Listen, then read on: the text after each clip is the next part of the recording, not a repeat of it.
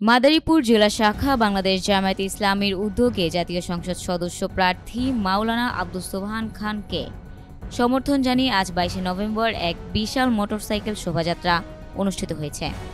সকাল 9টা থেকে দুপুর 1টা পর্যন্ত শোভাযাত্রাটি লেকে দক্ষিণপাড় মুক্তমঞ্চ থেকে শুরু হয়ে সদর bus stand, DC bridge, Kalibazar, Mithapur, হাউসদি, ট্রেনেদি, টেকেরহাট বন্দর, রাজৈর, মোস্তফাপুর হয়ে পুনরায় মাদারীপুর শহরে ফিরে আসে। বিভিন্ন এলাকায় শোভাযাত্রা পৌঁছলে স্থানীয় জনগণের মাঝে ব্যাপক উৎসাহ ও আলোড়ন সৃষ্টি হয়। এক পর্যায়ে শোভাযাত্রায় সভাপতিত্ব করেন মাদারীপুর জেলা আমির মাওলানা মুখলিসুর রহমান।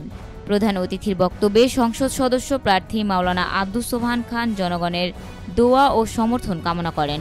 এ সময় আরও উপস্থিত ছিলেন বাংলাদেশ জামায়াতে ইসলামী মাদারীপুর জেলা শাখার সম্মানিত সদস্য অ্যাডভোকেট মিজানুর রহমান খান, জেলা সেক্রেটারি হাফেজ এনায়েত হোসেন, বাংলাদেশ ইসলামী ছাত্র শিবির মাদারীপুর জেলা সভাপতি রিফাত হোসেন, সদর উপজেলা আমির মাওলানা হুমায়ুন কবির, রাজৈর উপজেলা আমির রাজৈর। এছাড়াও স্থানীয় নেতৃবৃন্দ ও বিপুল সংখ্যক কর্মী সমর্থক উপস্থিত ছিলেন।